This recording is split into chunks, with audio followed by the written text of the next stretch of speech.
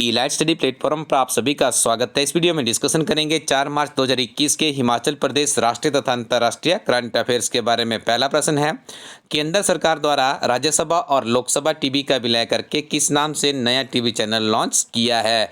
तो इसको नाम दिया गया है संसद टीवी। याद रखिएगा, बहुत ही महत्वपूर्ण प्रश्न है। और यदि आप सच्चे तन मन धन से अच्छी लगन से सिविल सर्विसेज की प्रिपरेशन कर रहे हैं तो बहुत से अभ्यर्थी इन चीज दोनों चैनलों को फॉलो करते थे। विशेष तौर पर राज्यसभा टीवी के ऊपर बहुत ही गजब की डिबेट हमें देखने को मिलती है।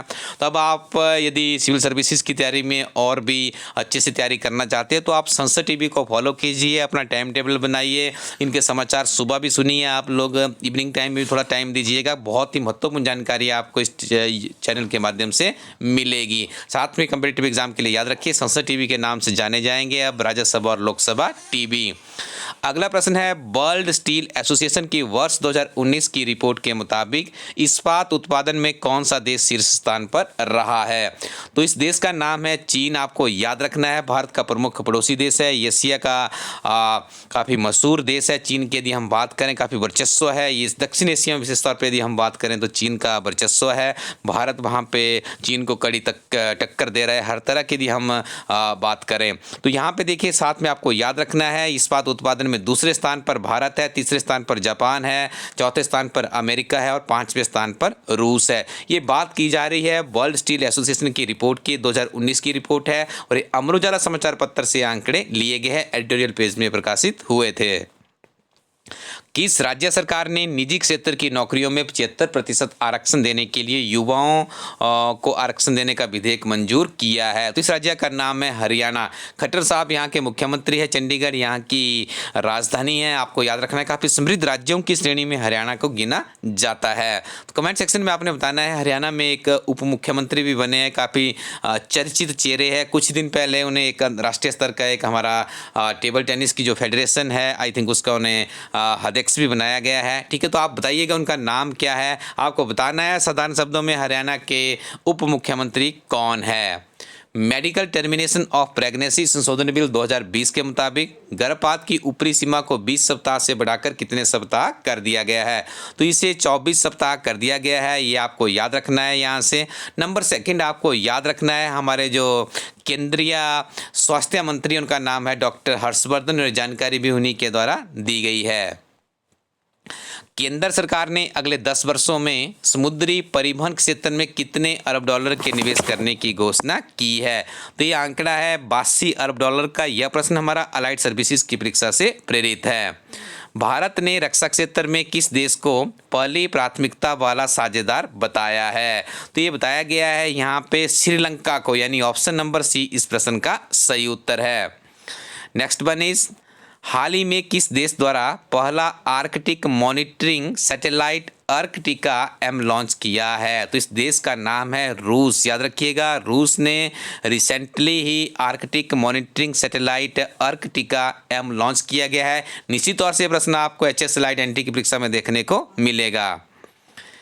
मिस इंडिया दिल्ली 2019 एवं युवा उद्यमी मानसी सहगल किस राजनीतिक पार्टी में शामिल हो गई है? तो इनके द्वारा ज्वाइन किया गया है आम आदमी पार्टी को। याद रखिएगा, गुजरात में भी हाल ही में एमसी के इलेक्शन में काफ़ी अच्छी प्रेजेंस वहाँ पे आम आदमी पार्टी को देखने को मिली थी। और दिल्ली में तो आपको पता है कि अरविंद केजरीवाल के नेतृत्व में आम आदमी पार्टी की सरकार बनी हुई है। वन्यजीव संरक्षण दिवस कब मनाया जाता है? तो याद रखिए, वन्यजीव संरक्षण दिवस मनाया जाता है 3 मार्च को। साथ में आपको याद रखना है विश्व श्रवण दिवस। यहाँ पे थोड़ा सा रेक्टिफाई कर लीजिएगा, यहाँ पे आपको रेक्टिफाई करना है विश्व। ठीक है जी, विश्व श्रवण दिवस भी 3 मार्च को ही मनाया जाता है। आगे हम डिस्कशन करेंगे हिमाचल प्रदेश के बहुत ही महत्वपूर्ण करंट अफेयर्स के बारे में। पहला प्रश्न है, मंडी जिला के सांसद रामस्वरूप शर्मा द्वारा स्कोडी पुल चौक पर किस स्वतंत्रता सेनानी की प्रतिमा का अनावरण किया है? तो ये अनावरण किया गया है यहाँ पे मंडी की रानी है ललिता कुमारी। देखिए, आपको ललिता कुमारी नाम शायद ना मिले, लेकिन रानी जो इनका चर्चित नाम है रानी खैरगढ़ी के नाम से इन्हें जाना जाता है। हो सकता है ऑप्शन में ये प्रश्न आपको मिले, लेकिन ये प्रश्न जरूर आने वाला है किसी न किसी परीक्षा में, इतना मैं आपको अपने अनुभव के आधार पर यहाँ पे कह सकता हूँ। साथ में आपने इस प्रश्न के बारे में ये चीज़ भी याद रखनी है, मंडी जिला की रानी ललिता भारत के स्वतंत्रता संग्राम में रानी खैरगढ़ी के नाम से प्रसिद्ध हुई है। ये नाम आपको हमेशा याद रखना है। रानी खैरगढ़ी का जो स्टैच्यू बल्लभ कॉलेज में कार्यरत प्रोफेसर है निवेदिता गौतम के द्वारा बनाया गया, इनका नाम भी आपको याद रखना है। This is very important question. Next one is नगर निगम शिमला के प्रथम आयुक्त कौन बने हैं? तो इनका नाम है पंकज शर्मा। आपको ज्ञात होगा कुछ ही दिन पहले हमारे हिमाचल प्रदेश में 3 नए नगर निगम बनाए गए थे, जिसमें से एक पालमपुर है, सोलन है और मंडी है। 2 हमारे पास ऑलरेडी एग्जिस्टिंग में है, शिमला सबसे पुराना है, उसके बाद धर्मशाला बना था। तो एट प्रेजेंट हमारे इस हिमाचल प्रदेश में 5 नगर निगम है, ये भी आपको याद रखना है। हिमाचल प्रदेश का कौन सा पार्क दुर्लभ कस्तूरी मृग के लिए रक्षक साबित हो रहा है? This is also very important question. तो 4 ऑप्शन जल्दी से आपको पढ़नी है और उसके बाद इसका उत्तर आपने आई थिंक अभी तक सोच लिया होगा। The right answer is here option number C, यानी ग्रेट हिमालयन जो नेशनल पार्क है, ये जो दुर्लभ कस्तूरी मृग है उसके संरक्षण के लिए काफ़ी बेहतरीन काम यहाँ पे हो रहा है। खेलो इंडिया विंटर गेम्स में हिमाचल की किस महिला खिलाड़ी द्वारा गोल्ड मेडल जीता गया है? तो इनका नाम है आंचल ठाकुर। काफ़ी फेमस खिलाड़ी है। यदि बात करेंगे आप, प्रधानमंत्री भी इनकी प्रशंसा कर चुके हैं। ठीक है जी। शिमला जिला के घेणी पंचायत के किस प्रगतिशील किसान को नवोन्मेष कृषक पुरस्कार से सम्मानित किया गया है? तो इनका नाम है Khemchand. Option number C is the right answer. Next one is Himachal हाल ही में बिलासपुर जिला से संबंध रखने वाले किस प्रगतिशील बागवान को Sher e Kashmir university of agricultural sciences and technology Jammu द्वारा इनोवेटिव फार्मर अवार्ड से सम्मानित किया गया है? तो इनका नाम तो बहुत बार पहले परीक्षा में पूछा जा चुका है और इनका नाम है Hariman Sharma. Option number C is the right answer. आपको बताना है इनके द्वारा जो गर्म इलाके के लिए सेब बनाया गया, हाल ही में इसका पेटेंट भी इनके द्वारा करवा दिया गया है। काफ़ी सुर्खियों में है और ये प्रश्न आपको जरूर देखने को मिलेगा। आज आपको कमेंट सेक्शन में बताना है कि ये जो हरिमन शर्मा है, इनका जो सेब की किस्म है वो किस नाम से जानी जाती है, उसका नाम भी आप लोग बताइएगा।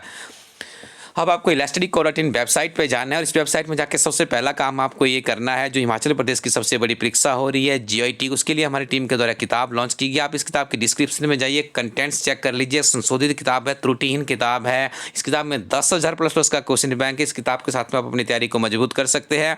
हिमाचल प्रदेश की किसी परीक्षा की तैयारी में यदि आप बैठ रहे हैं तो हमारी टीम आपको सुजेस्ट करती है आप हिमाचल प्रदेश गिरिराज समाचार पत्र, राष्ट्रीय व अंतर्राष्ट्रीय घटनाओं के वार्षिक करंट अफेयर्स जरूर पढ़िएगा।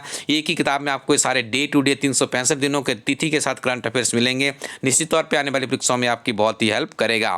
साथ में GIT की परीक्षा की तैयारी यदि आपके अंतिम चरणों में है तो हमारी टीम के द्वारा जो GIT के मॉक टेस्ट बनाए गए उनके साथ में आगे बढ़िएगा। 120 प्रश्न आपको यहाँ पे कंप्यूटर के मिलेंगे, 50 प्रश्न आपको सामान्य ज्ञान तथा अदर्स के मिलेंगे। कुल मिला के ये 1700 का क्वेश्चन बैंक है। सेपरेट में यहाँ पे OMR सीट है, हार्ड कॉपी की फॉर्म में, उसके ऊपर आप इसके आंसर लगाइएगा। निश्चित तौर पर आपकी तैयारी होगी और बेहतरीन तरीके से आपको हेल्प भी करेगा। ये मॉक टेस्ट आपको अपने नज़दीक की शॉपकीपर के पास भी मिल जाएंगे। अभी भी इसमें आप हमारी वेबसाइट से elasticco.in से भी इन्हें मंगवा सकते हो। Thank you very much. Keep watching इलास्टडी यूट्यूब चैनल।